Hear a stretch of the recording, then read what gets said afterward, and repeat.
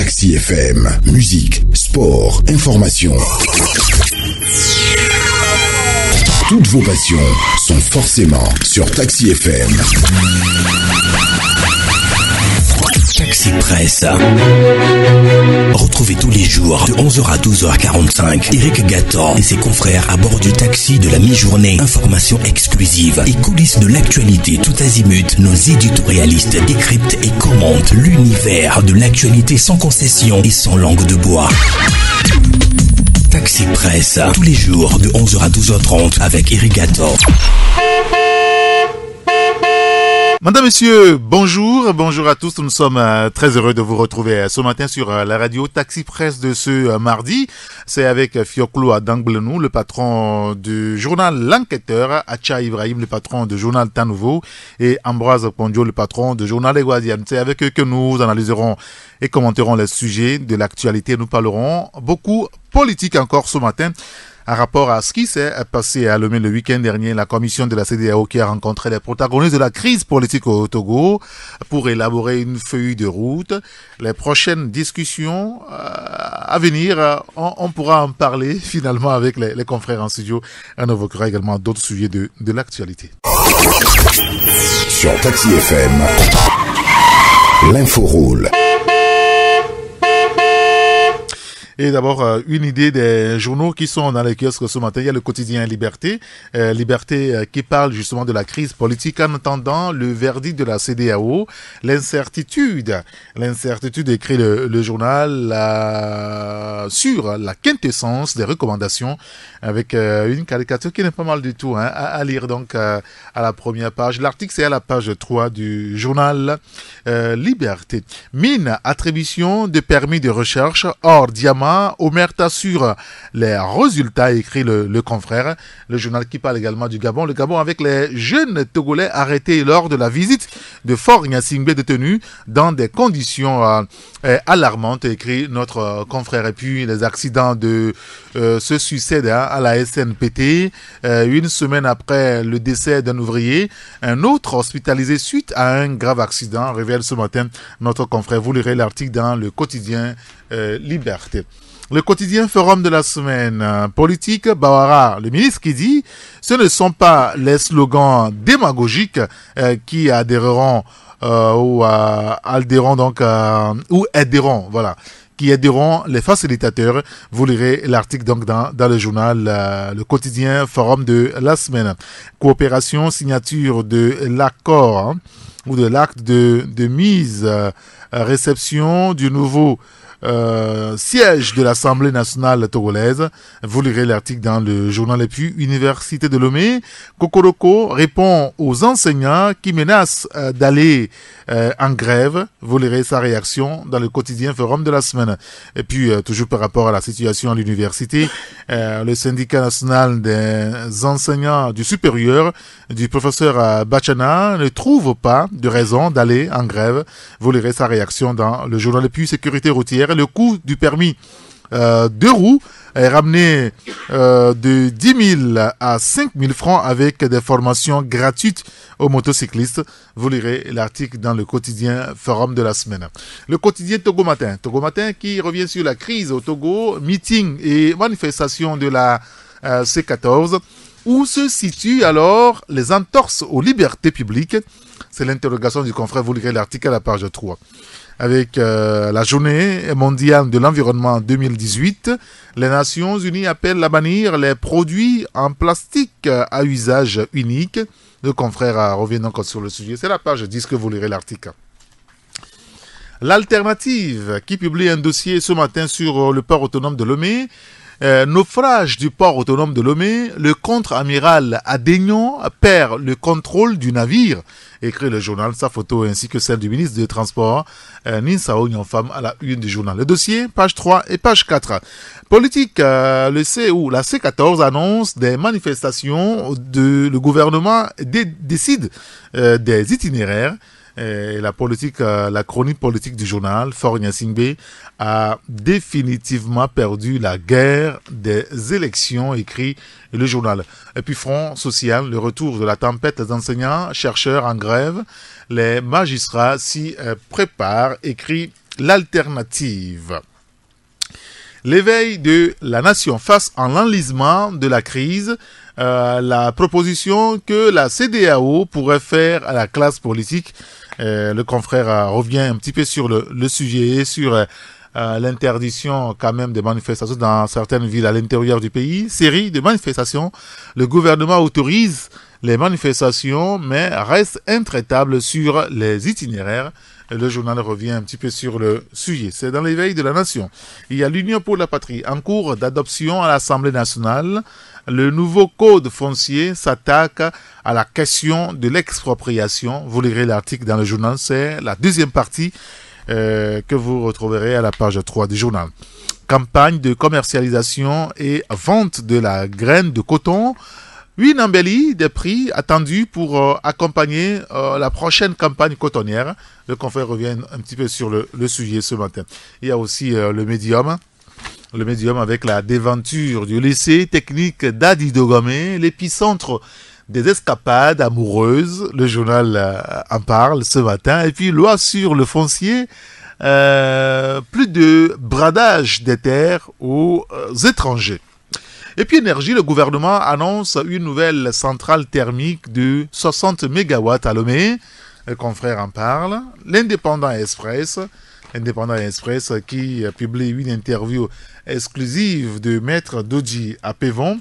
Maître Dodji Apevon qui est, on va dire, le patron de FDR. Il dit, je cite, séquence choisie, les plus hostiles à Fort Gnassingbé s'entend sont dans son propre camp. Interview à lire à la page 4 du journal. CEDEAO, levée de voile sur la crise togolaise. Les difficultés vont commencer pour Fort Gnassingbé, écrit notre confrère l'Indépendant Express, le journal qui parle aussi du dialogue politique avec nouveau dialogue, nouvelle pression populaire. C'est à lire dans l'hebdomadaire l'Indépendant Express. Actu Express, qui parle aussi de la reprise des manifestations de la C14, c'est 6, 7 et 9 juin. L'article à lire à la page 3. Le confrère parle également de sabotage de la C14, le quart de Maître Yaovi Agboibo dans le mauvais rôle. Direction des transports routiers et ferroviaires, formation gratuite pour les motocyclistes. Le confrère revient un petit peu sur le sujet et aussi sur la lutte contre l'injustice. Le Front citoyen Togo Debout appelle la population à une conférence publique ce samedi au centre communautaire de Baie. Vous lirez l'article dans le journal Actu Express. Économie et développement. L'industrialisation de l'Afrique, avec une question à la clé ce matin. L'Afrique peut-elle s'inspirer de la Corée du Sud pour amorcer son développement économique? Interrogation à lire à la page 2 du journal. Économie et développement, assainissement, encore une bataille gagnée avec le 4e lac. Le confrère en parle par rapport aux investissements. Les investisseurs français sont très lents en Afrique. Analyse notre confrère économie et développement. Et le dernier journal ce matin avec nous, c'est un tout nouveau. Planète écologie, c'est un mensuel panafricain de l'environnement et du développement durable, santé aussi. Journée mondiale de l'environnement, un débat écologique à l'échelle planétaire en Inde, pays hôte, la pollution plastique au menu. D'ailleurs, on va l'évoquer légèrement tout à l'heure avec Ambroise Kondjo qui parle très régulièrement de cette question de l'environnement aussi. Le 4e congrès des Verts africains à Ouagadougou, politique verte pour une Afrique durable. Adamou Garba, nouveau président de la Fédération des Verts africains, redynamiser la fédération. Vous lirez l'article dans le journal. Et puis une centrale thermique de 60 MW bientôt installée à Lomé. Renforcer la capacité énergétique du Togo. Vous lirez l'article dans le journal Planète Écologie. Alors, dans les kiosques ce matin, outre Planète Écologie, qui est un mensuel, c'est le numéro 001, dans les kiosques ce matin, vous avez l'hebdomadaire Actu Express. Il y a Économie et Développement, l'Indépendant Express, vous avez le Médium, il y a l'Union pour la Patrie, vous avez l'Éveil de la Nation, Vous avez également l'Alternative, le quotidien Forum de la semaine, le quotidien Togo Matin et le quotidien Liberté. Taxi FM, la seule radio d'information continue. Retour en studio avec mes confrères Fioclou Adangoulenou, le patron du journal L'Enquêteur. Fioclou, bonjour. Bonjour Eric, bonjour aux passagers de Taxi FM. Ça va? Ça va bien. Très bien, on rend grâce à Dieu alors. Bonjour Adja Ibrahim. Bonjour Eric et bonjour aux passagers, bonjour aux confrères en studio. Ambroise, bonjour, le patron du journal des Guardians, bien sûr. Bonjour Ambroise. Oui Eric, bonjour. Bonjour les auditrices et les auditeurs de Taxi FM. Je sais que vous parlez très régulièrement des questions liées donc à l'environnement aussi. Vous savez qu'il y a un débat aujourd'hui sur la question de la pollution plastique. Il y a une rencontre internationale, disons planétaire en Inde, le confrère Planète Écologie en parle tout à l'heure, on l'évoquait. Pourquoi est-ce que les sachets plastiques continuent de circuler dans notre pays, Ambroise? Oui, c'est une question difficile que vous me posez, d'autant plus que je suis notre ONG, l'Observatoire Ouest Africain de l'Environnement, s'est impliqué il y a de cela plusieurs années. Elle a eu la chance d'être le lanceur d'alerte depuis 2009. Vous savez, cette histoire de sac plastique devient une gangrène mondiale. Et les Nations Unies ont vite compris cela. Ils ont choisi ce thème combattant les déchets cette année. Et la célébration, effectivement, se fera en Inde avec le Premier ministre indien ce 5 juin. Oui. Et aujourd'hui, ce qui est remarqué, c'est le fait que les océans sont inondés ces dernières années par les sacs plastiques, les déchets plastiques. Les sacs que nous jetons après l'avoir utilisé quelques secondes, quelques minutes, se retrouvent dans les égouts, dans les caniveaux, qui les convergent vers la mer. Et je ne vous dis pas le nombre, le millier de mammifères aquatiques qui meurent par étouffement à la suite donc de consommation de ces sacs. Et ce qui est d'abord à soulever, c'est que le gouvernement, en novembre 2009, quand nous avions eu à lancer l'alerte, le gouvernement a pris conscience du danger et qui heureusement a pris un décret le 5 janvier 2011. Et ce décret comportait un moratoire de 9 mois pour les importateurs, pour les producteurs à l'intérieur, et 6 mois pour les importateurs. Quelques mois après, puisque la lettre que nous avions lancée a été suivie d'une grande campagne nationale qui a duré pendant 3 ans. Nous avons sillonné plusieurs endroits, églises, marchés, écoles, établissements scolaires. Je me rappelle très bien, en 2012, la première école que nous avions eu à visiter, c'est le lycée technique de Lomé, dans l'amphi 800. Et ça a eu son écho.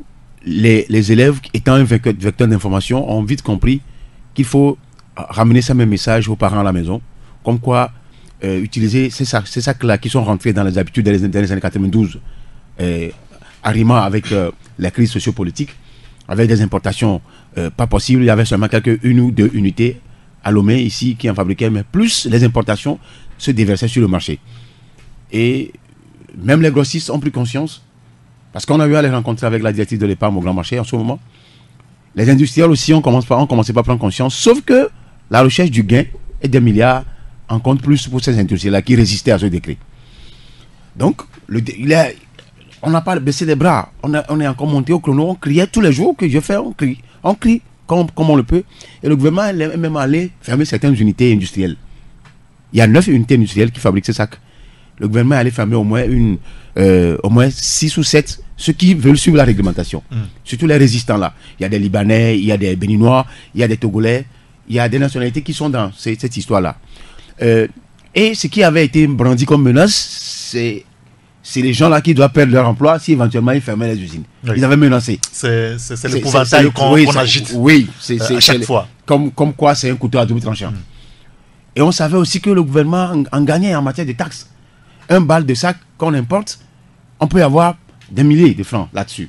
Donc, est-ce que le gouvernement, nous on s'est rendu compte que peut-être c'est la résistance au niveau des industriels, mais il y a aussi une autre résistance qui se faisait au niveau des taxes. Le gouvernement ne veut pas payer des taxes qui rentrent dans les trésors, au trésor public au détriment d'un sac que les gens utilisent dans plusieurs pays. On va dire que le choix a été très vite fait par l'autorité. Je n'en dirai pas ça, je ne vais pas aller sur ce terrain. Ce qui est important à soulever, c'est qu'on a compris que le gouvernement aussi a pris conscience, mais le fait de délaisser peut-être ces intérêts-là, ces intérêts financiers que certains soutiennent de gauche à droite et que nous on ignore, au profit ou de soi-disant combattre les sacs plastiques, le Togo, on vous dira que le Togo n'est pas le seul à être gangréné par le phénomène. Au Tchad, au Niger, au Mali, le cheptel est détruit à 30%. Les bêtes sont détruites comme ça. Vous allez au Burkina, vous allez voir les sacs plastiques, changer les arbres jusqu'au tout le long de la route. En même temps, il y a les bons élèves. Il y a des bons élèves de la classe. Le Rwanda étant le premier élève de la classe. Le Togo devait être le deuxième élève de la classe. Sauf qu'ici, on prend des lois, c'est bien bon, on applaudit, et que par après, les intérêts dominent ces lois-là. Donc aujourd'hui, on a comme l'impression que le phénomène a doublé d'intensité. Ces 2 dernières années. Ceux-là qui ont accepté fabriquer les biodégradables avec les additifs, puissent les transformer, puissent les faire disparaître pour 2 ans, se sont convertis, certes, dans cela, malgré qu'il y a des résistances, et infiltrent en même temps dans la production toujours les non biodégradables, y compris ceux-là qui viennent par des frontières poreuses que nous avons. On a tellement de frontières poreuses. Donc, il y a un sérieux problème. Ça est devenu un problème de santé publique nationale ou mondiale et de santé publique environnementale. Alors aujourd'hui, pourquoi est-ce que, Fiokolo Adanglonou, à votre avis, le gouvernement a la main tellement faible aujourd'hui pour régler ce problème lié donc à la pollution de sachets plastiques? Mon frère et collègue Ambrage vient de donner la raison. Il vient de dire pour les intérêts financiers. Des intérêts financiers pour le trésor public. Mais c'est un problème de santé publique, ça aussi il a dit. Est-ce qu'il y a un choix à faire quand il s'agit de la santé de vos concitoyens par rapport aux intérêts? Bon, il n'y a pas de choix à faire, mais malheureusement, c'est ce qu'on ressent. Vous ne voulez pas en dire plus? Je ne veux pas en dire plus. D'accord, très bien. Acha Ibrahim. Non, moi je me dis... C'est un vrai problème quand même. Hein, non, c'est un vrai problème. C'est un vrai problème en tout cas de danger sur l'environnement et aussi sur la santé.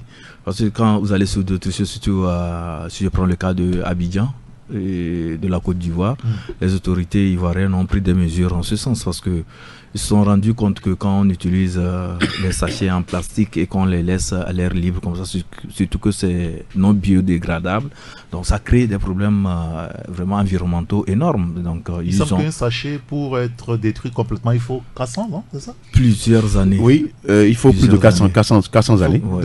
400 ans pour que ça se détruise. Détruit complètement dans la nature. Ouais. Et surtout quand ça se retrouve aussi dans l'eau, c'est un autre problème parce que ça devient compliqué. Voilà. Et sur le plan sanitaire, c'est que, vous savez, quand nous l'utilisons maintenant comme un récipient, quand vous allez pour acheter des mets, des beignets et autres, là, très chaud, on vous met ça dans un sachet plastique. Vous comprenez, c'est fait à base, c'est sachet plastique fait à base des résidus du pétrole. On a fait plusieurs émissions autour de ça. Voilà. Pourquoi est-ce qu'il y a de la résistance dans l'opinion? On dit aux gens, n'achetez pas d'aliments chauds dans les sachets plastiques. Mais on écoute, mais non, dans l'application... On dit souvent l'habitude dans la peau dure. Voilà, c'est ce qui se passe actuellement. Parce que c'est rentré dans les mœurs. Il n'y a pas eu de sensibilisation.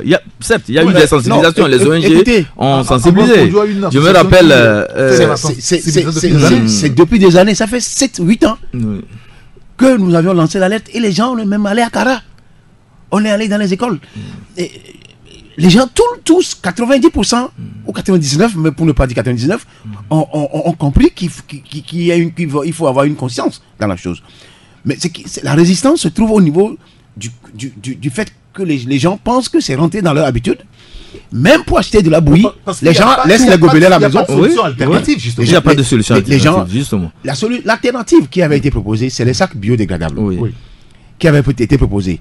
Et cela a été même proposé en matière de production aux industriels qui ont accepté avec les additifs. C'est vrai que les additifs, on peut vous dire que ça coûte des millions, mais eux-mêmes, ils engrangent des bénéfices pas possibles sur la fabrication de ces sacs-là. Fabrication, ça ne dure même pas quelques minutes. Vous l'utilisez, vous l'achetez du pain, vous jetez tout de suite. Et la sensibilisation est allée même loin sur le tri que les gens doivent faire au niveau des ordures ménagères à la maison pour pouvoir faciliter la tâche aux pousse-pousse, à ceux-là qui viennent chercher des... Et pour leur faciliter l'incinération aux dépotoirs finaux. Donc aujourd'hui, c'est clair que ceux-là qui ne sont pas conscients de cela, quand vous brûlez un sachet plastique, vous les inhalez, quelques secondes, quelques minutes, c'est 18 paquets de cigarettes que vous fumez. Ça, c'est un. De deux, ceux-là, 18 paquets de cigarettes que vous fumez. Quand on brûle un sachet plastique. Vous incinérez un sachet plastique dans un dépotoir, vous restez là, vous inhalez, vous avez des sérieux problèmes après. Même d'autres cancérigènes. Ça, c'est un. De deux, ceux qui les incinèrent, ça dégage des tonnes de fumée, vous voyez. Oui, bien sûr. C'est des tonnes de méthane qui sont renvoyées directement à la couche d'ozone. Je parle en tant que spécialiste. Et il faudrait que les gens soient conscients que le fait même d'élever les animaux, que vous avez ces sacs, même les chiens, voilà, on met l'os dedans, ils cherchent à tout prix à avoir son os, ils s'étouffent, ils meurent comme ça. Les baleines meurent. Oui. Une baleine est tombée morte comme ça la dernière fois dans je ne sais pas, c'est à l'île Maurice ou quelque part, qui est accosté comme ça, pas. Et tu fais pas, on dit 200 sachets. Nous allons marquer une pause. On ne quittera pas de sitôt ce sujet. On va y revenir là-dessus tout à l'heure. 93.1 Taxi FM, premier sur l'actualité.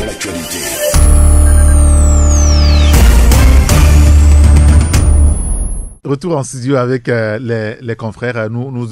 C'est vous qui avez la parole avant qu'Ambroise ne revienne là-dessus. Oui, je parlais des conséquences sanitaires par rapport à cela. Et Ambroise a bien fait de faire le développement par rapport à ce que cela crée comme problème de santé, notamment le cancer. Parce que quand vous inhalez la fumée, et quand vous procédez à l'incinération de ces déchets plastiques et que vous inhalez la fumée, et ça vous crée de sérieux problèmes. Donc tout ça là, moi je pense que il doit y avoir encore un travail de sensibilisation. Apparemment, peut-être que je vais exagérer, mais ce dossier a été abandonné par le gouvernement togolais. Justement, il y a eu des moratoires plusieurs années. Justement, c'est là où je voulais en venir, parce que les ONG, vous savez, nous sommes dans une société où on aime trop avoir le gendarme derrière nous, parce qu'on a été façonné comme ça, hein, c'est la dictature qui a façonné les citoyens comme ça. Donc les gens aiment toujours qu'il y ait le gendarme derrière, qu'il y ait le policier, pour les pousser à faire même des choses, allant même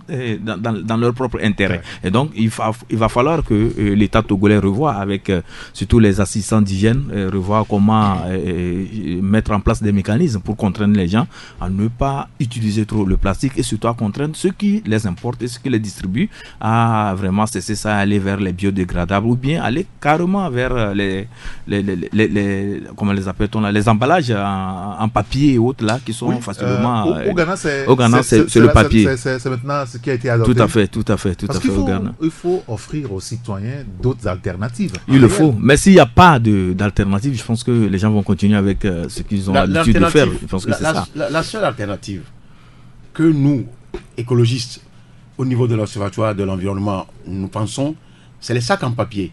Oui. Parce que comme très bientôt, nous allons monter au créneau pour demander même une interdiction formelle de tout ce qui est sachet, y compris bio et non biodégradable. Parce que quand vous allez au Rwanda, à Kigali, vous descendez de l'avion, la première chose qu'on cherche à voir, c'est les sacs plastiques. On trouve ça comme une drogue chez vous. C'est ça. Oui. Donc, si ça est ainsi, qui va encore avoir le courage d'importer ça? Donc, je n'adule pas la dictature. Mais je crois que quand vous voulez faire un développement, il faut avoir le courage de faire face au développement avec les conséquences. Donc, vous décidez, dans une législation, que ce soit un décret ou une loi, d'interdire ou de faire une gestion efficiente d'un produit qui est nuisible, nocivement nocif. Excusez-moi, Ambroise, est-ce que le problème aujourd'hui, c'est de prendre un décret ou de voter une loi? On a déjà fait l'exercice avec le moratoire qui avait été accordé aux importateurs et aux producteurs. Il faut quand même on ne peut jamais agir désormais. Oui, on agit par rapport à un instrument juridique, justement. On ne peut pas contraindre quelqu'un à ne rien faire alors que nous sommes dans un État libéral, nous sommes en démocratie. Le contraindre à ne pas faire quelque chose sans avoir un instrument juridique. Donc l'instrument juridique, le cadre juridique, c'est justement cette loi-là. Ce n'est même pas une loi, mais c'est un décret qui se comporte comme une loi qu'il faut tout faire pour mettre en œuvre. Le Togo n'est pas le seul. Le Cameroun, le Gabon, le Tchad, la Côte d'Ivoire sont rentrés dans la danse. C'est vrai qu'il y a des difficultés pour mettre en œuvre dans tous ces pays-là. Sur le terrain. Il y a des réalités. Parce que quand la chose est rentrée dans les mœurs, dans les habitudes, les gens sont scotchés, les consommateurs sont scotchés. Ce qui est épatant, c'est qu'on laisse les assiettes à la maison, les gobelets. Je ne sais pas. Eric, c'est un problème de santé publique aujourd'hui. Même les gobelets, c'est des trucs en plastique.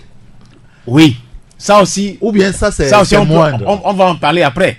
Mais ça, c'est moindre. Oui, mais gobelet en plastique. Mais ça n'a aucun inconvénient sur la santé. Ça peut avoir avec l'eau chaude. Ça peut en avoir. Mais à moindre effet. Parce que le gobelet est fabriqué.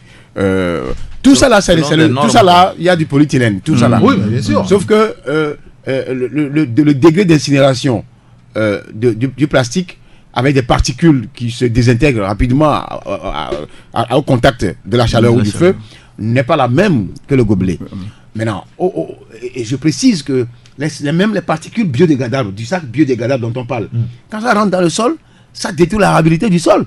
Ça rentre dans la phréatique, dans la nappe phréatique. L'eau que nous buvons, nous sommes exposés. Oui. Donc, c'est des tas de choses qu'il faudrait qu'on révèle aux populations pour qu'ils en prennent conscience. Comme ça ne tue pas immédiatement, comme il n'y a même pas de maladie qui tue, comme la crise cardiaque, les gens pensent que bon, ok, en attendant, bien, on sait que bon, oui, utilisons ça en attendant, on verra après. Ça vous tue, ça nous tue, petitement, ça nous tue. Et l'écart d'âge que ça vous ramène, quand on vous le dira, vous serez ébahi et sidéré. Eric, si on peut faire la comparaison suivante. Il y a chaque année, vers la fin de l'année, le ministre de la Sécurité signe un communiqué pour dire qu'il n'y aura pas de pétage, ce que nous appelons communément bandit. Oui. Ça sonne, ça crépite, on n'a jamais arrêté personne. Or, il y a des importateurs. On n'a jamais arrêté personne. Et parfois, c'est au domicile de ces autorités que ça crépite plus. Ah oui. Et les meilleurs. Les meilleurs c'est les pétards même. Oui. Alors qu'on dit qu'il ne faut pas l'importer. On connaît les importateurs. Ah oui. Pourquoi laisse-t-on tout ça là? Il y a une sorte d'hypocrisie finalement qui s'est emballée. Ceux qui sont les importateurs, on les connaît. Si on met la main sur eux, est-ce que ça peut-être vont encore arriver? Le problème, c'est que quand on fait du népotisme dans la gestion d'un pays, c'est là où on se retrouve. Ça veut dire quoi? C'est les mêmes proches qui sont versés dans ces importations. Et aller leur dire que ça ne va pas. Ah, toi, tu manges ici, toi, tu veux. Donc, ce sont ces incongruités-là, ces méli-mélos-là, ces melting pot-là, qui nous créent aujourd'hui des problèmes. Ceux qui sont dedans, c'est les mêmes personnes, c'est les mêmes clans, c'est le même cercle. On a fait. Et surtout quand on ne doit pas faire, on doit veiller à ce qu'on ne fasse pas ça. Un point très. C'est-à-dire qu'il doit y avoir de la rigueur. De la rigueur dans l'application. Dans les approches. Le même chaque année. À partir de novembre. Même avec les déchets plastiques. À partir de novembre. Quand vous allez au port, ces hindous et ces libanais et autres qui ont ces unités de production de ces sachets en plastique, on connaît leur acquaintance, leurs parrains et autres. Quand ils sont dans le pétrin, il suffit seulement de prendre le téléphone, dire on va appeler tel et c'est fini. Toi, l'agent qui est devant eux, mais tu t'éclipses parce que on te met en difficulté.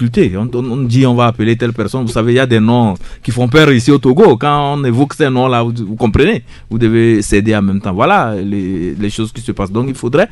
Moi je me dis, c'est ça notre pays. Donc il faudrait que les autorités togolaises prennent conscience de la chose parce que c'est un danger collectif. Parce que quand certains pensent que moi, chez moi, non, j'ai pris des dispositions, il n'y aura pas de plastique, il n'y aura pas de choses, mais le voisin.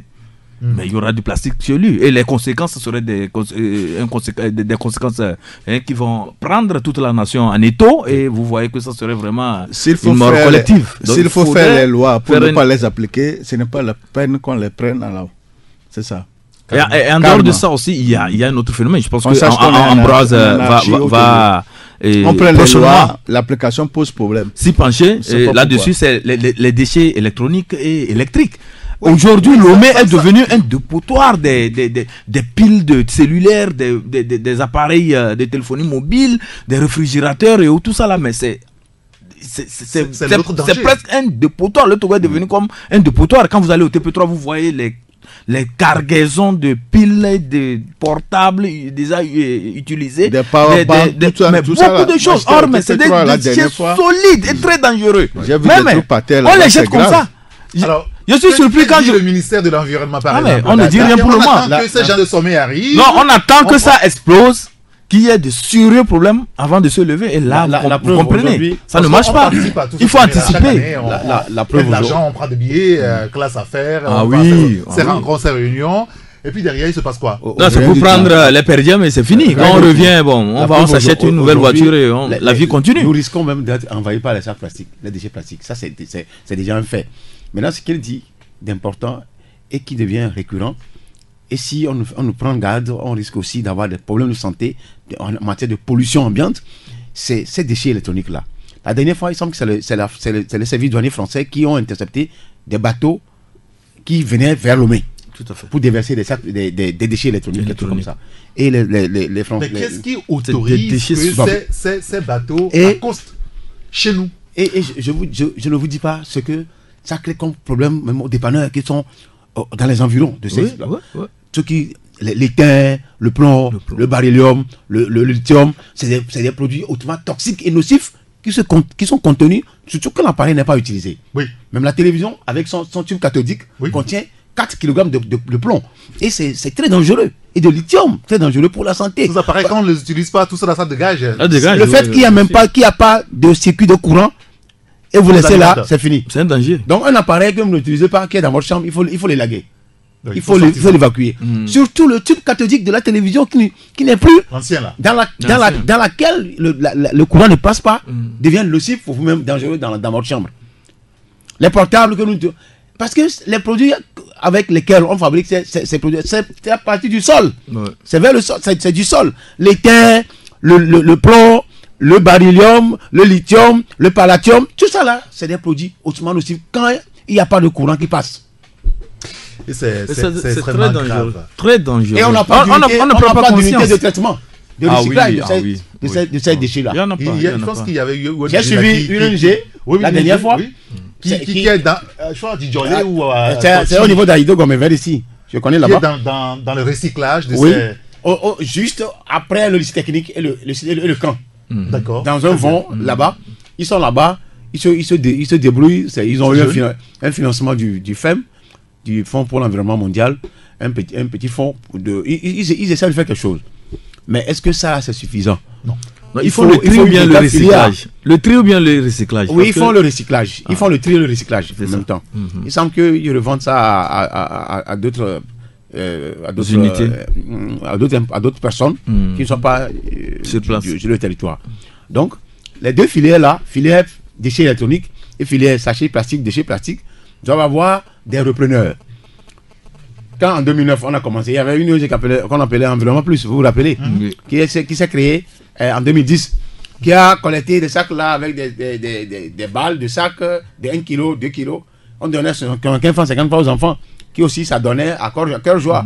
À un moment donné, il semble que les fonds même venaient de la présidence. C'est la présidence qui avait soutenu cela, mais plus rien par après 1 an, 2 ans, l'ONG a disparu. Parce qu'ils n'ont pas non plus le moyen pour continuer. Pour collecter. Si la présidence ou les ministères dans la base peuvent aider les Togolais, les gens, il faut aussi aider les gens à travers ça. Tout ce que nous luttons, aucun fonds du gouvernement, aucun fonds d'un partenaire. Vous faites un projet pour déposer, celui-là qui est là-bas, même au PNUD, tout ça là, ceux qui sont à la FAO, OMS, tout ça là, ils cherchent d'abord à avoir les siens d'abord.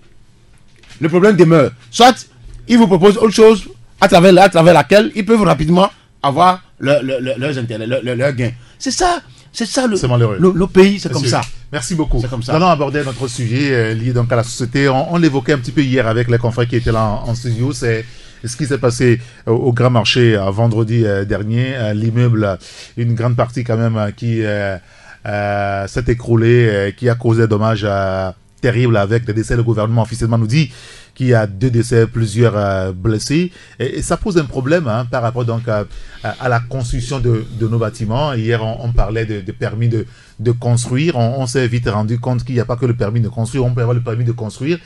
Quand on vous autorise maintenant à construire et sur le chantier, quels sont les instruments qui sont utilisés, le matériel qui est utilisé, et si le travail a été fait convenablement, ça aussi c'est notre problème. Fiakoulou. Oui, quand on parle de permis de conduire, permis de construire, il faut savoir ce qui se trouve dans la procédure de délivrance de ce permis-là. Ça fait 1. De 2, quand on donne l'autorisation, ce permis de construire, pour construire un immeuble comme celui-là, il faut un devis descriptif, un devis estimatif et les matériels à mettre en jeu. Et dans l'exécution, il faut les dosages. Quand on parle de dosage et de devis descriptif, le fer à béton, le gravier, le sable, le ciment, ce qu'il faut, et surtout que c'est en hauteur. et que ça a trait aux intempéries. Nous avons le vent, la pluie. C'est sûr. Et la loi de la pesanteur aussi joue. Quand on construit et que l'eau stagne quelque part, sur plusieurs mois, sur plusieurs années, ça risque d'affaiblir les parpaings, d'où les fers à béton. Donc, quand il y a un vent, quand il y a la pluie, ça peut s'effriter comme ce que nous avons vu la dernière fois. Et c'est la faute à qui? La faute à l'entrepreneur, c'est-à-dire à celui-là qui a construit. Ce n'est pas la faute au propriétaire. Parce que vous avez fait un devis, on vous a donné les moyens. Si je sais que ça se passe comme ça, c'est pourquoi je l'affirme. Mais si au niveau de l'exécution, l'entrepreneur a voulu faire économie, au lieu de doser... Pour avoir plus de gains. Au lieu de doser le matériel, les matériaux de construction, faire économie, on peut avoir ce genre de résultats. Peut-être que l'entrepreneur peut dire les choses dans les normes et que, bon voilà... celui à qui appartient l'immeuble dit bon écoutez je n'ai pas trop de moyens, est-ce qu'on ne peut pas réduire un peu, et l'entrepreneur peut dire bon d'accord écoutez on va essayer de jongler et on jongle et voilà le résultat. Par exemple à Amadahome, il y a de cela 4 ou 5 ans, oui. La maison s'est écroulée. Il y a eu des victimes. C'est dû à quoi? Au dosage, et les fers à béton qui ont été utilisés n'étaient pas ceux-là qui devaient être utilisés. Et en plus, au Togo, il y a de cela quelques mois, il a dit que sur la place, les fers à béton ne sont plus faits avec les normes. Nous avons des fers de 6, de 8, de 10, de 12, de 14, de 16. À la place du 8, on te vend 6,5. À la place du 8, on te vend 6,5 ou bien 7. Alors que nous avons un contrôle du commerce intérieur qui doit savoir ce qui se fait sur ce qui se vend à Lomé en matière de matériaux de construction. Est-ce qu'il contrôle véritablement donc les lacunes, quand de tels accidents arrivent, tout de suite, il faut attaquer bien sûr l'entrepreneur et voir les services compétents qui devaient en principe faire le contrôle. Il n'est plus question de dire que c'est l'architecte qui a fait ceci, l'entrepreneur a fait ceci, il a fait cela. Quand on construit, il doit avoir le service du contrôle de l'urbanisme qui doit aller voir ce qui se passe sur le terrain. Voir les matériaux qui sont avant d'eux. Ce n'est pas après l'accident que les gens vont s'alarmer pour faire des descentes là-bas pour constater les faits. Il faut tout faire en amont. Acha Ibrahim, quel est votre commentaire, votre analyse par rapport à cette histoire-là? Non, mais il faut dire que ces derniers temps, surtout en matière d'investissement immobilier, ça a pris de l'ampleur. Chacun voudrait construire un immeuble, chacun voudrait avoir érigé un bâtiment et le mettre en location. Parce que ce sujet, ce qui s'est passé à Sigamé l'autre fois nous interpelle à plus d'un titre. Oui. Je ne sais pas si vous avez encore faire un tour à Décon ces derniers temps. Vous allez voir. Ça pousse seulement comme des champions. Qui poussent. Oui. Est-ce que l'autorité peut avoir un droit de regard sur tout bâtiment qui pousse au centre-ville? Bien sûr. N'est-ce pas des bâtiments qui seront en hauteur? Bien sûr, bien sûr. Au niveau bien de sûr. la Lonato, à part l'immeuble de la Lonato, en face, bien nous sûr. avons un autre immeuble. Ouais. Est-ce que c'est rassurant? Oui. À ce niveau, est-ce que le sol permet qu'on érige des bâtiments à 6 niveaux, 8 niveaux, 10 niveaux, à ces endroits-là? À Décon, il y a des bâtiments qui poussent. Oui. On a des informations selon lesquelles le dosage n'est pas réel. Bien sûr. Il y a des informations qu'il filtrent, peut-être que les confrères vont se jeter pour enquêter, pour savoir ce qui se passe réellement. Mais est-ce que l'autorité peut avoir un droit de regard sur tout ça? Normalement, l'autorité doit avoir un droit de regard. Lorsqu'il y a un bâtiment qui pousse comme ça, surtout en hauteur jusqu'à un niveau de 6 à 7 étages, ça doit inquiéter le ministère de l'Urbanisme et de l'Habitat qui doit envoyer ses services. Et juste après, il y a un autre bâtiment. Oui, il y a un autre bâtiment là-bas. Ah oui, même hauteur. La distance environ 10 mètres. Est-ce que c'est à peine 10 mètres. Vous voyez, donc oui, ça revient. Bon, c'est le ministère de l'Urbanisme et de l'Habitat qui doit envoyer une équipe d'experts aller voir d'abord la faisabilité de la chose et éventuellement les risques que l'environnement immédiat de ces bâtiments-là encourt par rapport à l'érection de ces bâtiments. Et le vrai problème au Togo, c'est que quand vous fouillez, vous allez voir ceux qui construisent ces bâtiments. C'est des gens qui se croient pour vraiment les dépositaires de la nation togolaise. Quoi, et donc, ça non, mais Eric, je ne vous apprends rien. Quand vous fouillez un peu, vous allez voir que c'est ce qu'on appelle communément les dignitaires du pays qui sont derrière ces bâtiments. Ça, on ne se cache rien au Togo. Qui a des milliards pour investir au Togo? Non, où est le problème? À part ces gens-là. Mais voilà que ces gens-là, le drame dans cette affaire, que ces gens-là, c'est des gens qui sont les premiers qui ne respectent pas la loi. Et ils sont les premiers à réclamer que le citoyen lambda respecte la loi. Voilà le problème. C'est-à-dire qu'ils peuvent, parce qu'ils ont de l'argent, s'ils veulent, ils peuvent ériger un bâtiment là où le bâtiment même n'est pas à proprement parler, disons, habilité à y être. Mais eux, ils vont le faire parce qu'ils ont la force, ils ont la loi, ils ont tout avec eux. Ils ont les magistrats avec eux, ils ont la justice dans leur poche. Ils peuvent se permettre tout. Voilà, et ça crée des dangers vraiment énormes pour la population togolaise. Moi, je me dis que l'État togolais, on doit aller vers une moralisation de la vie politique, on aller vers une moralisation même de tous les citoyens. Il ne doit pas avoir des citoyens qui sont au-dessus de la loi. Il doit avoir un Togo pour nous tous, un Togo où tous les citoyens respectent la loi, un Togo où chacun se dit que je dois œuvrer pour la survie de l'ensemble. Mais quand il y a des gens... Et hier, je pense que le confrère Elom Akisogwe nous disait que quelqu'un lui a posé une question. Et bon, enfin, il a trouvé ça pertinent, mais il n'a pas de réponse. Il dit... Est-ce qu'il y a quelqu'un au Togo qui protège l'intérêt de l'État togolais aujourd'hui? Non, il n'y en a pas. Il n'y a que des pillards. Il n'y a que des non, il n'y a que des pillards. Il n'y a personne. Il n'y a personne qui préserve. Protège. Mais parce que quand vous fouillez dans des secteurs d'activité informelles, illicites et même criminelles, vous voyez des gens qui sont censés protéger la nation togolaise qui sont dedans. Qui en sont complices. Donc, qui protègent la nation togolaise alors? Personne. Personne. Moi, je dis personne. Il y a des lois, mais il y a des gens qui contrôlent et qui même dament le pion à ces lois.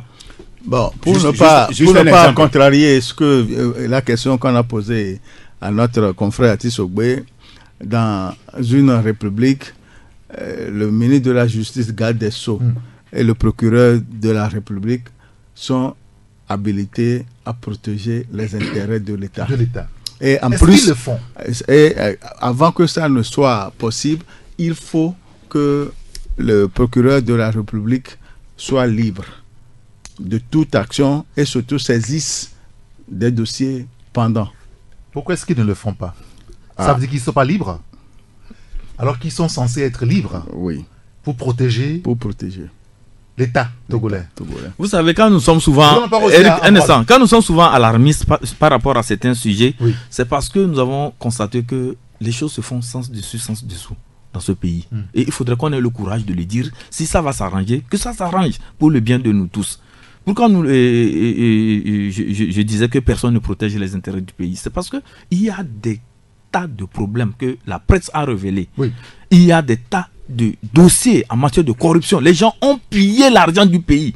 Les gens ont affamé les citoyens. Les gens ont détourné des lignes budgétaires qui devaient aller dans le sens de l'amélioration des conditions de vie des citoyens.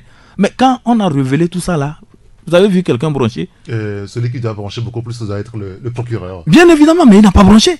Et ceux qui ont commis ces forfaits sont là. Et ils nous narguent même chaque jour que Dieu fait. Parce que nous avons osé dénoncer certaines choses. On a débloqué des sous pour construire les écoles. On n'a pas construit les écoles. Les entrepreneurs ne sont pas inquiétés. C'est quand l'actuel ministre du Commerce était à l'enseignement, à l'éducation. Elle a fait des dessins sur les Gézim. Elle avait fait des dessins pour faire des constats amers. Elle a pris des sanctions. Quelques mois plus tard, elle n'est plus à son poste. Ambroise Kondjo. Oui, c'est des faits qui sont malheureusement malheureux. Vous allez voir un ministre, quand vous parlez de la protection des biens publics, qui défend l'intérêt de ce qui est du domaine public, un avocat qui est censé protéger par exemple les biens immobiliers de l'État va à l'encontre, c'est-à-dire que, je ne sais pas comment dire ça, il est prêt à aller même brader, c'est-à-dire qu'il est prêt à aller défendre l'intérêt d'un privé, d'un individu contre l'intérêt de l'État. Ça se passe au Togo. Il est censé protéger. C'est lui-même un avocat de l'État. Il est plus censé, en tant que ministre et avocat, plus censé protéger même certains domaines de prédilection en tant qu'au niveau du département qu'il dirige, censé protéger le domaine public. C'est un dossier que vous avez traité. On a décidé de traiter. Je voudrais en rester là. Mais par rapport à l'autre chose, vous allez voir un directeur général du cadastre, par exemple, en complicité avec un ministre, un puissantissime ministre, un ancien ministre, ont vendu des réserves, ils ont donné l'argent carrément à ce ministre. Vous avez la preuve? Ce que je vous dis, je l'ai déjà une fois dit. Mais je suis... Ça dit que le Togo, il n'y a personne. Malheureusement, le Togo est orphelin de père et de mère. Et malgré tout, le Togo, il y a des Togolais.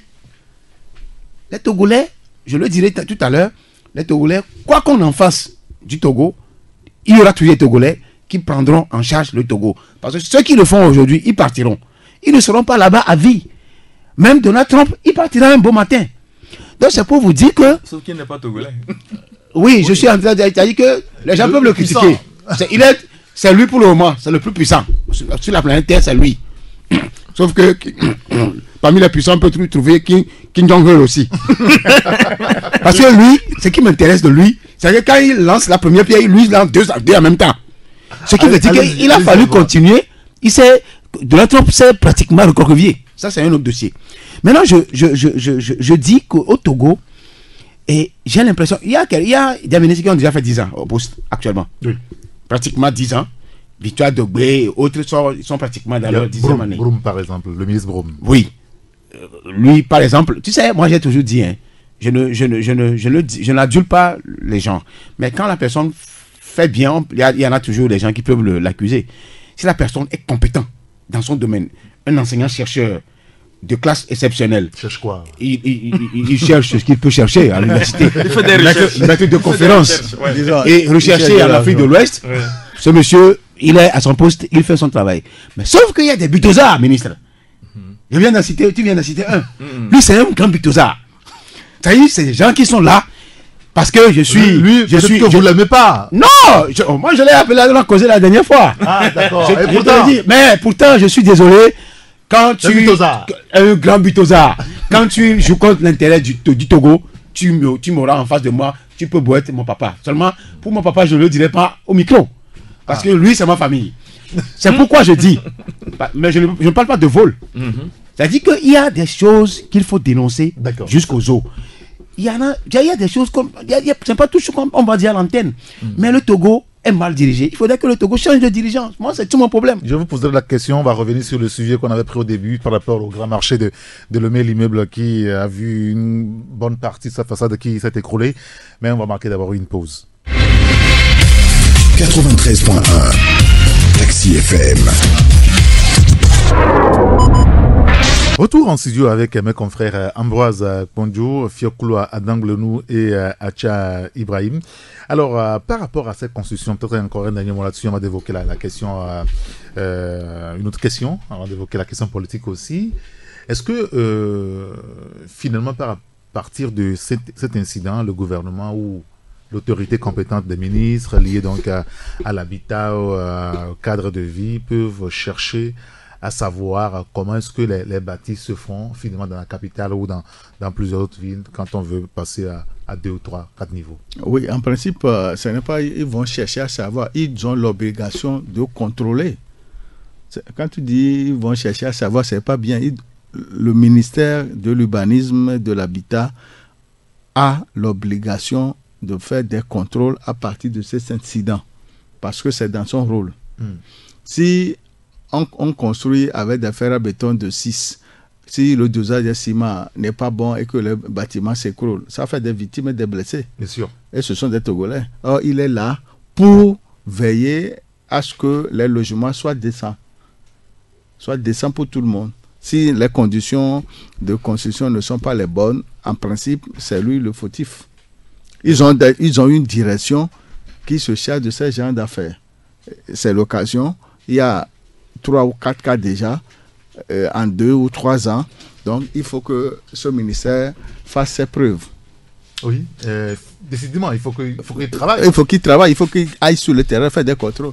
Au niveau de Décon, il y a des bâtiments qui poussent comme des champions. Il faut aller contrôler comment ça se fait. Comme ce sont des souterrains, ils vont contrôler, mettre des appareils, tout ça pour voir si tout est bon. Parce qu'on ne peut pas construire 3 mois après, on dit que le bâtiment s'est écroulé sur des gens. Ce n'est pas bien. Ils sont là pour sauvegarder la vie des Togolais. Ambroise Pondio. Oui, je crois que tout ce qui se passe actuellement, c'est vrai qu'on peut accuser l'architecte. Je ne vois pas une implication de la responsabilité de l'architecte dans cette histoire, parce que l'architecte lui conçoit le plan, oui. Et lui il faut le camp après. Il appartient à l'entrepreneur. Et surtout aussi, la responsabilité de ce côté-là est aussi partagée entre l'entrepreneur et les maçons qui ont travaillé. Pourquoi je dis les maçons? Parce que vous êtes sans savoir que sur des chantiers maintenant à Lomé, dans la périphérie, il y a du vol qui se produit sur les chantiers. Les maçons, pour 2 tonnes, 4 tonnes, ils peuvent à chaque tonne, ils peuvent trouver au moins 4 à 5 ciments. Ça, je le dis. Une dame, 5 paquets de ciment sur une tonne. Une dame, c'est devenu légion maintenant. Même celui-là que vous avez appelé à surveiller le chantier, il arrive des fois il avoir des connivences. Je ne parle pas de ceux qui sont en Europe, ils envoient de l'argent, après ils viennent trouver des paillassons après. Je parle des maçons, de la responsabilité des maçons eux-mêmes. Vous allez voir sur un chantier, il y a des graviers, il y a des barres de fer, il y a du ciment. Il suffit que celui qui surveille le chantier quitte un peu, rapidement fait disparaître les ciments. Les graviers, oui. On fait quitter les graviers ici pour aller construire le terrain de vaginage. On vend ça. C'est ça. Ce qui fait que le dosage qui doit se faire à 2 bourrettes de sable, 2 bourrettes de gravier, 2 paquets de ciment, on met tout ça en 2. Le sable est dominant. C'est naturel, c'est normal que vous allez voir des parpaings qui s'effritent à un coup de pluie. Ou il suffit qu'un enfant de 2 ans monte là-dessus. Le parpaing qui doit contenir au moins même 4 personnes s'effrite comme ça. Donc c'est ce qui fait que vous allez voir le bâtiment là où ce qui s'est produit, c'est que là où il y a les barres de fer, ça n'est resté comme ça en l'air. Maintenant, c'est les parpaings qui sont détachés. Parce que le parpaing n'a pas de contenance réelle en matière de résistance. Le dosage en ciment. Le dosage n'est pas bon. Il n'y a pas eu donc l'adhésion. Aujourd'hui, moi je mets en branle la responsabilité, certes de l'entrepreneur, mais des maçons qui travaillent sur le chantier. Et le maçon, à quel niveau? Ils sont formés où? Oui, il y en a des maçons. Combien on a combien d'écoles qui forment les maçons actuellement, en dehors de l'école scientifique et de Cara et autres? Il y en a pas. Même quand tu prends les ingénieurs en génie civil, il faut nécessairement qu'il y ait des maçons. Ces maçons aient des diplômes qui soient valables. C'est difficile à en trouver. Je vous dis, moi je connais un jeune maçon qui a commencé par apprendre. Il avait 7 ans, il était chez le monsieur. Lui n'a fait qu'apprendre à sa vie la maçonnerie. Mais le jeune là, s'il te construit, c'est ce qui est intéressant chez certaines personnes. Quand il te dit c'est 10 ciments, c'est 10 ciments. Tu peux tout dire, il ne va pas tempérer. Il dit, amène-moi 4 camions de sable ou tel gravier, qui ne peut pas le faire. Il te donne même son montant. Vous pouvez discuter sur la main d'œuvre, mais la contenance du ciment dont il parle là, il ne va jamais revenir là-dessus. Il te dit en même temps, il est un jeune à peine 22, 23 ans, mais c'est comme un ingénieur. Puisqu'il a fait pendant toute sa vie. Et il te dit, il est intransigeant sur le dosage. Que s'il ne fait pas, lui ne veut pas faire, il ne peut pas lui créer des problèmes. Parce que c'est son patron qui lui a appris ça. C'est la conscience professionnelle. Tout à fait. Donc, c'est important. Et ce maçon-là a réalisé plusieurs chantiers que je connais. Pour l'ensemble de nos concitoyens, oui. Et surtout, il y a un autre phénomène, c'est ce qu'on appelle habituellement pour acheter les matériaux et tout ce qui entre dans la construction, on achète ça sur le marché noir. Le marché noir, vous comprenez ce que ça veut dire, les dangers auxquels cela expose. Mais bien sûr. Quand vous avez besoin du fer, vous avez besoin de... Il y a du marché noir pour ça aussi. Il y a du marché noir, bien évidemment. Bien sûr. Comment ça? Mais allez à Civito. Va à Civito, tu vas voir. Tout ce qu'on vend à Watt, à CCT, tout ça là, il y a ça au marché noir. Et à prix réduit. Mais la résistance, allez-y comprendre. Il y a beaucoup de produits chinois là-bas. Allez-y comprendre. Il y a le marché noir, bien évidemment. Messieurs, merci beaucoup. On va aborder un autre sujet. Vous savez, ce matin, le confrère L'Alternative a publié un dossier sur le port autonome de Lomé. Pas forcément une fixation sur ce que notre confrère a écrit, mais ça fait quand même plusieurs fois que beaucoup de journaux parlent du port autonome de Lomé.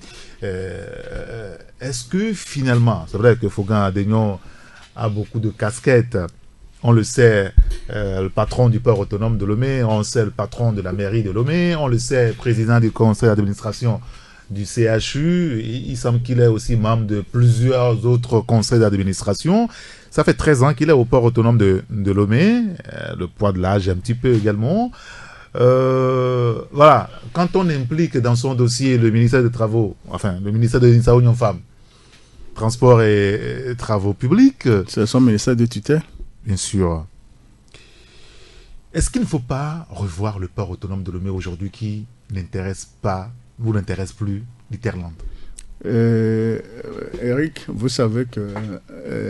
il semble qu'il n'est plus compétitif. Depuis... Malgré qu'on soit on est en eau profonde. Oui, le problème aujourd'hui, c'est que le port autonome de Lomé n'a plus ses aptitudes d'antan. À l'époque, les manutentions se faisaient avec les installations et les matériels du port autonome de Lomé. Il y a quelques années, toutes les manutentions sont faites par des sociétés privées.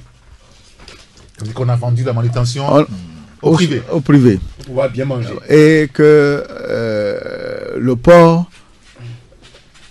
ne perçoit que des tasses qui vont à l'OTR. Et que les tasses de quai, etc., il y a certains frais qui lui reviennent. Et en dehors de ça, pour le port de Lomé, il y a trop de rubriques où on paye, trop de surtâches, trop de charges. Quand vous rencontrez les concessionnaires en douane, ils vont vous dire qu'il y a trop de tasses au port autonome de Lomé. Que des anciens douaniers se sont regroupés en association. Quand le bateau vient, ils perçoivent. C'est quoi cette histoire des anciens douaniers qui créent aussi des trucs et ils sont au port et on leur donne des concessions sur un véhicule, sur les marchandises, ils ont droit à ceci, à patati patata. Ce qui veut dire que quand on associe tous ces faux frais, ça fait que la marchandise, le dédouanement devient plus cher, ce qui fait fuir les gens de l'Iterland qui se replient sur Cotonou, sur Abidjan et sur Accra. Donc, et sur Tema, je voudrais dire le port de Tema, il n'y a pas de port à Accra. Donc, si l'on veut que notre port redevienne compétitif, il faut revoir les faux frais. Savoir qui sont les vrais acteurs de ce port. Il y a trop de fausses sociétés qui engraissent des millions et des millions, alors que ça ne devrait pas être ainsi. Il y a des gens qui ne sont pas du corps, mais qui obtiennent des trucs dans ce port. Il semble que beaucoup de choses aussi se passent au port sans que le patron du port ne soit au courant. Beaucoup de choses lui échappent finalement. Et donc le port, en réalité, qui, selon, je pense, c'est le confrère Abi Alpha qui a l'habitude de dire ça, que quand la coopération avait été coupée avec le Togo, entre le Togo et l'Union européenne, le feu général Gnassingbé Béyadémo se basait que sur le port, le FOTFAT, pour payer les fonctionnaires, ce qui fait qu'on n'a pas senti véritablement. Oui, parce que la manutention n'était pas privatisée à l'époque. N'était pas privatisée à l'époque. Et le port de Lomé, dans les années 86, nous rapportait très bien des sous. Acha Ibrahim. Oui, mais aujourd'hui, quand on parle du port de Lomé, ce n'est plus le poumon, mais c'est la gangrène de l'économie. Ce n'est plus le poumon de l'économie, mais c'est la gangrène de l'économie togolaise. Ça n'apporte presque rien. Et même ça crée des dommages à l'économie. Ça paralyse les activités économiques. Je m'explique. C'est parce que depuis un certain temps, vous allez voir qu'il y avait des sociétés qui sont installées ici et qui faisaient de l'import-export. Oui. Mais aujourd'hui, c'est un grand nombre qui a quitté le pays. De ces sociétés, il n'y en a plus. Ils sont partis, soit, en tout cas, je veux parler des promoteurs de ces sociétés qui sont allés s'installer à Cotonou, à Accra. Il y a le FEOTR aussi qui est rentré là-dedans. Oui, le FEOTR aussi qui est rentré là-bas. Donc, ça fait que vraiment, le port, ça ne représente rien. Aujourd'hui, quand vous allez... Avant, quand nous, on était étudiants, quand on allait au TP3, mais c'est presque un marché. Aujourd'hui, allez-y. Allez au TP3 voir. C'est vide, c'est presque vide. Vraiment, non, c'est malheureux, c'est malheureux. Et quand vous voyez les sociétés qui se sont créées là-bas, les sociétés, en tout cas, je ne veux pas citer leur nom pour leur faire de la publicité. Comment c'est possible? C'est pour aller pomper des fonds. Comment c'est possible que des gens dans un pays, des gens s'organisent pour soutirer de l'argent à l'État? C'est pour soutirer de l'argent. Depuis des années, rien ne se passe. Mais les gens vous diront qu'ils ont créé des sociétés et que ces sociétés-là, c'est quoi? Ils paient des impôts. C'est ce qu'on vous dira. Mais ce qu'ils paient comme impôts par rapport à ce qu'ils engrange comme bénéfice là-bas, mais c'est le jour et la nuit. Le port fait des commandes de matériel. Non, le problème, c'est quoi? C'est que il faudrait aller vers le contrôle. C'est ce qui tue le pays. Je vais vous lire un extrait de l'article de notre confrère L'Alternative ce matin par rapport à ce qu'il appelle le scandale des remorqueurs. Le confrère a écrit que l'un des paradoxes les plus criards, c'est l'acquisition de 2 remorqueurs quelques mois avant la privatisation de l'activité de remorquage. En effet, en septembre 2015, le port a débloqué 12 milliards de francs CFA pour acquérir 2 remorqueurs. À la surprise générale, ces engins ont été confiés à une société privée le 1er janvier 2017. Le chef d'orchestre, selon le journal, de cette magouille n'est autre que le très controversé ministre Nissao Nyonfam, sans l'implication de l'autorité portuaire qui, en toute légitimité, a le monopole de l'exploitation portuaire et donc partie prenante principale pour toute négociation dans les concessions portuaires. La privatisation de ces remorquages avec la cession de ces 2 remorqueurs aux concessionnaires, en l'occurrence la société Boluda, s'est faite avec une perte sèche de cession de près de 2 milliards de francs CFA au préjudice du port autonome de Lomé. Comment c'est possible ces choses-là? Ambroise Kondjo. C'est possible parce que c'est le président qui en veut ainsi. Quel président? Le chef de l'État lui-même. Comment ça? Il n'est pas au port? Il n'est pas au port. Qui a nommé Nissao Nyonfam depuis les controverses qu'on a citées par rapport à l'a nommé. Oui, c'est lui qu'on a nommé. Qui a nommé Nissao Nyonfam? Qui a nommé Tiatoté Senou? Ce n'est pas moi, Ambroise, qui les a nommés. Faut grand vous voulez dire?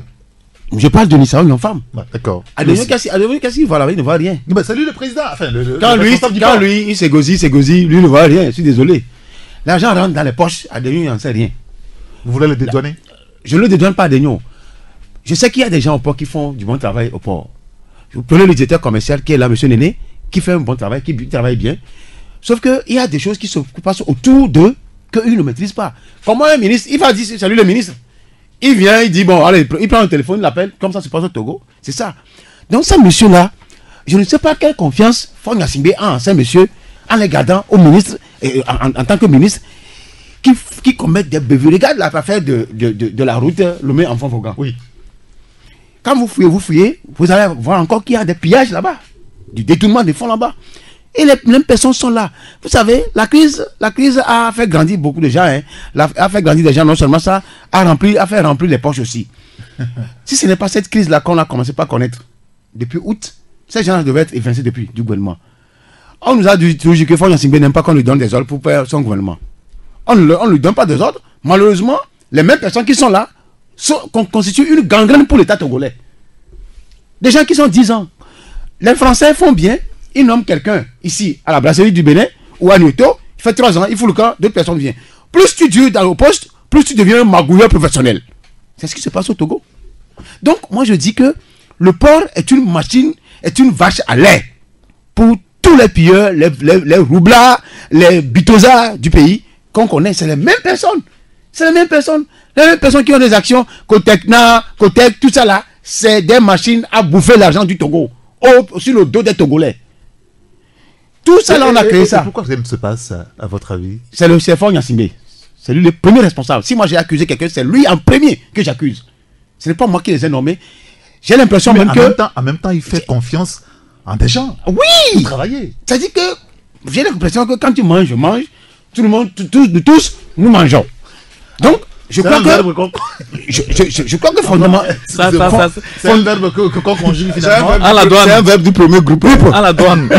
Je mange, tu manges, tu manges. Parce que si tu manges, lui ne mange pas, lui va te dénoncer. Donc tout le monde mange. Tout le monde mange, tout le monde se tait. C'est comme ça. Et sur le dos des Togolais qui souffrent dans la misère.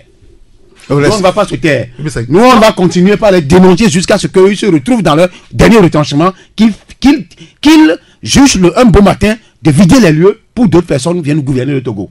C'est ça. Non, mais c'est dramatique parce que quand C'est quoi on évoque ces situations et on fait allusion directement à la corruption. Vous comprenez, quand il n'y a pas une lutte assez structurée et méthodique contre la corruption, c'est que le pays est à la dérive. Parce que les gens pillent les ressources du pays, les gens en disposent comme bon leur semble. Certains prennent même les structures étatiques comme si c'était leur société privée. Et là, vous voyez, c'est bonjour les dégâts. C'est beaucoup de milliards qui partent comme ça et ça empêche le pays de faire face au quotidien des Togolais.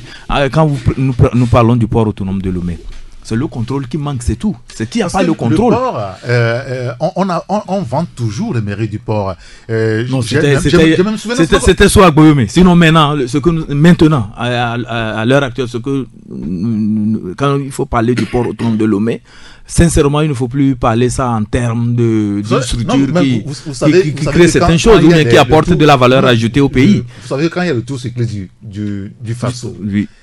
Mais le port est sponsor du Tour du Faso, donc c'est pour vendre l'image du port autonome de Lomé. C'est le côté marketing, ne voyez même pas ça. Il y a des sociétés qui sont... Quand on vend le port comme cela à l'extérieur... Justement, c'est parce qu'il y a un problème. Parce que les gens ne viennent plus, ceux de l'Iterland ne viennent plus. Il faut renouer avec la confiance, il faut faire un effort pour que ces gens-là fassent confiance au Togo. Et quand les gens viennent, il se passe quoi? Ouais, ça va renflouer les caisses de l'État.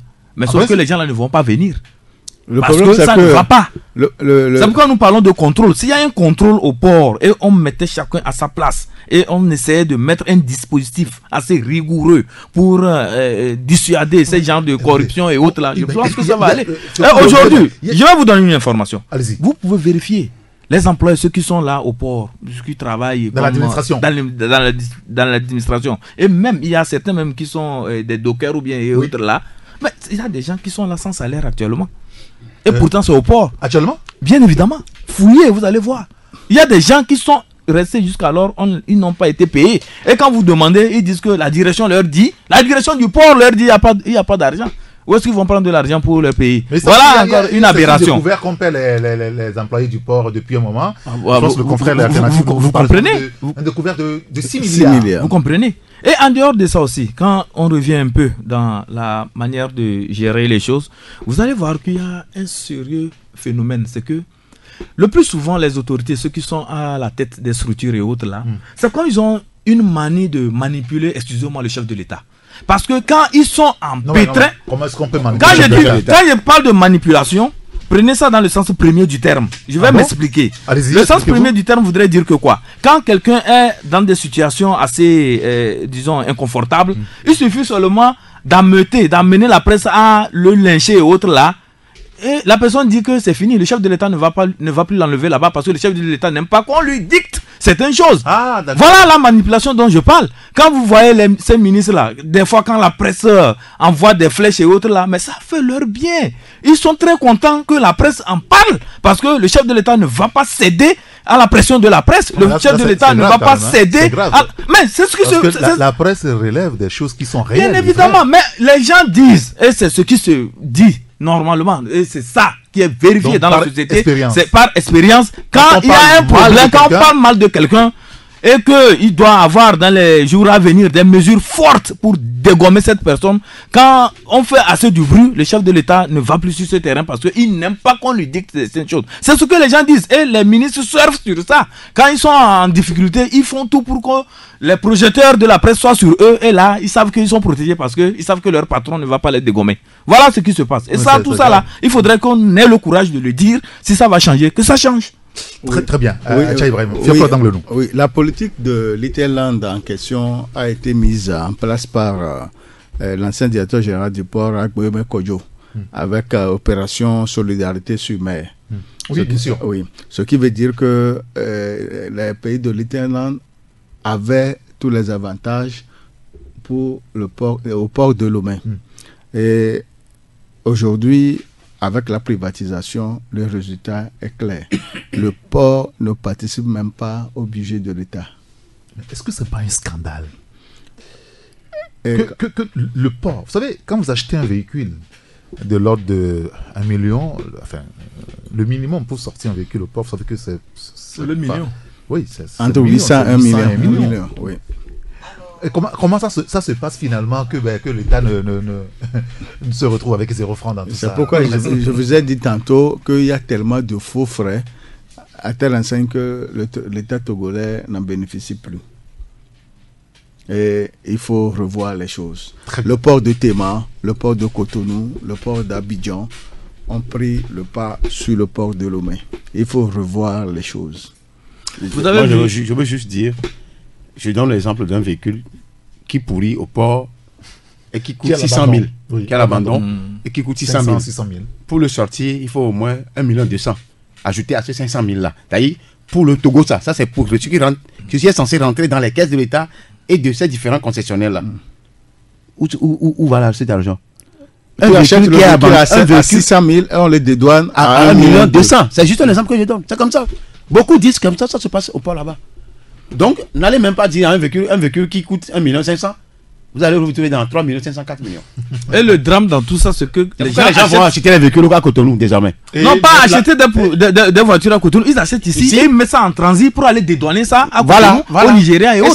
C'est l'argent c'est un manque à gagner. C'est un manque à gagner. Et ils mettent la plaque de l'immatriculation de ce pays. Bien sûr. Trop de faux frais. Ils sont à l'aise. Les 5 000 chaque mois. Et ils roulent aisément ici. Oui, ils roulent aisément. Ils roulent. Oui, parce que quand vous faites un peu les calculs, vous voyez que quelqu'un qui achète par exemple une Highlander ici au Togo à 8 millions, c'est un exemple que je donne, et il fait en même temps le transit vers le Nigeria. Le dédouanement peut, à peine ça va lui coûter 2 millions ici, mais ici il peut payer jusqu'à 6 à 7 millions pour le dédouanement. Oui.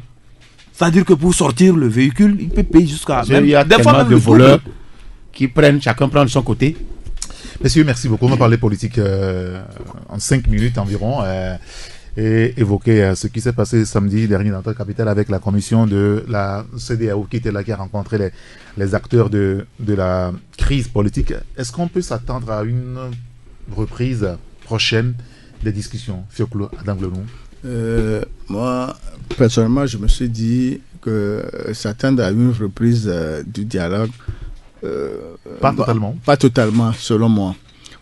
Pour ma part, je dis ceci, cette rencontre a eu lieu et la commission a rencontré séparément les acteurs politiques, ce qui veut dire que c'est un signe. Et la feuille de route qui doit être soumise à l'opposition comme au pouvoir doit être concise et responsable. Et doit engager en même temps les deux parties. Et avec l'obtention de cette feuille de route, il n'y aura plus de récréation. Les choses sérieuses vont commencer, les choses sérieuses vont se faire pour que demain, tout se fasse dans la légalité et sans violence. Alors, c'est vrai que la CEDEAO semble maintenant reprendre le contrôle des discussions. Est-ce que c'est pas mauvais pour la classe politique qui, depuis plusieurs mois, 10 mois environ, s'est montrée presque incapable de régler le problème? Ambroise Pondio. Oui, je crois que c'est d'abord mauvais pour ceux qui sont au pouvoir. Vous voyez que eux? Oui, je vois que eux, parce que les autres ne sont pas au pouvoir, ils ne gouvernent pas, ils n'ont jamais gouverné. Depuis que moi je suis né, c'est la même personne que moi j'ai connue. Et c'est eux qui sont là. Et je dois vous dire que, à condition que la CEDEAO suive ses propres lois. Parce qu'il y a un protocole qui parle de la démocratie et de l'état de droit. Oui. Et quand on rentre dans ce jeu-là, on rentre dans ce jeu-là, ce n'est pas le Nigérien, il faut qui va me démentir. Oui. Il a été formé clair hier en France, devant le président Macron. Et Macron a répété ce matin sur RFI, j'ai suivi, que lui, il le connaît sur ses pentes d'alternance. Il a toujours quelqu'un qui a... Donc, si le président français parle de ça, ça veut dire que c'est déjà, comment vous l'appelez, des indicateurs. Le chef d'État français a déjà un indicateur par rapport à la gouvernance qui doit se faire en Afrique. Sauf que lui aussi, il est hypocrite. Il dit des choses ici, il le dit selon des pays, selon ses intérêts. Ça, c'est un. De deux, j'estime que la CEDEAO ne viendra pas imposer quoi que ce soit à l'encontre d'un peuple. La CEDEAO la fera, il aura à son compte. Parce que personne... La CEDEAO a imposé des choses en Gambie, en Guinée-Bissau. Dans le sens de la démocratie, oui. Dans le sens de l'alternance et de la démocratie. Non, ça suppose quoi? Ça dit que ça, si ça ne vous avantage la CEDEAO ne viendra... dire que bon, j'ai suivi un débat ce matin sur un média. Pratiquement 90% des auditeurs étaient pessimistes par rapport à la résolution de la CEDEAO. Parce que les acteurs qui ont été impliqués la dernière fois le samedi, les Brous, les Ivoiriens, il y a un autre Ivoirien, tout ça là. Quand les Togolais n'ont pas senti le Nigeria dedans, les gens sont restés frileux et ils sont pessimistes. Moi, je dis non. La CEDEAO ne viendra jamais faire une règle qui est en déphasage de ce qui s'applique ailleurs. La règle qui est commune à tous, c'est ce qui doit être imposé. Autrement dit, le jour où le peuple va se lever, tout cela va être renvoyé au tiroir. Quand le printemps arabe a commencé... C'est-à-dire que... Eric, quand le printemps arabe... C'est-à-dire que toute décision de la CEDEAO n'est pas imposable au peuple togolais. Non. Mais aux acteurs politiques, oui. Surtout à ceux qui sont au pouvoir, ceux qui ne veulent pas respecter les règles démocratiques, les règles de la gouvernance démocratique. Je parlais du printemps arabe. Oui. Qui a vu venir le printemps arabe? Personne. C'est le peuple qui en contrôle maintenant ces pays-là. Je suis désolé, l'Égypte, même si on a un militaire qui dirige, à un moment donné, c'est le peuple qui s'est soulevé. La Tunisie est en démocratie. Le Niger est en démocratie. Ouattara n'ira jamais. Lui-même, il sait que c'est un volcan, c'est le Niragongo qui va réveiller. Il n'ira jamais aux élections en 2020. Il le fait juste pour calmer les appétits, tous ceux qui veulent, les voraces là qui sont en train d'arriver. Il ne le fera jamais. Donc, bien. Ceux pour qui les jours sont comptés, les semaines sont comptées, c'est nos amis qui sont au pouvoir au Togo ici. Nous on le dit, la prophétie est en cours. Nous on le dit tous les jours, les gens ne veulent pas nous croire. Mais je vous dis que le Togo n'est pas dans un tir d'ivoire, encore moins dans une bulle. Le Togo va aussi avancer en matière démocratique. Non, il faut dire que la CEDEAO a pris en main le dossier togolais et que la CEDEAO va essayer de proposer en tout cas une feuille de route qui va s'imposer à tous les acteurs politiques togolais. Est-ce que ça ne révèle pas notre incapacité finalement à régler nos propres problèmes? Mais puisque nous avons plusieurs fois montré que nous sommes incapables d'aller vers un consensus. Vous savez, même avec la PG. On va nous imposer des choses. Mais bien évidemment. Mais en adéquation avec les principes de la CEDEAO, comme il le disait, il y a le protocole, voilà, et de la démocratie et des droits de l'homme au niveau de la CEDEAO. Donc c'est en adéquation avec ces principes-là et bien évidemment avec la constitution togolaise. Donc il faut voir tout ça là, ce qu'il y a lieu de faire et on propose une feuille de route et tout le monde est obligé de suivre cela, comme cela a été fait aussi en Guinée-Bissau. Monsieur Faure Gnassingbé a pris des sanctions contre des gens. Donc s'il y a des brebis galeuses au Togo à un moment donné, la CEDEAO prendra des sanctions contre eux. Donc il faudrait que chacun sache que il y a la CEDEAO qui a pris en main le dossier togolais et que très prochainement il y aura quand même des directives qu'on va donner. Est bien terminée. Hein. La récréation est terminée, mais sauf qu'au niveau du peuple, il ne faudrait pas que les gens pensent à un éventuel commando de Boari ou bien quoi là, comme ça se dit sur les réseaux sociaux et autres là, que Boari va envoyer ses soldats pour venir faire quoi et quoi là. Donc moi je pense que ce qui a lieu plutôt de voir dans ce dossier togolais, les gens peuvent ne pas être d'accord par rapport aux mesures prises par la CEDEAO et vont vouloir tenter autre chose. C'est fort probable.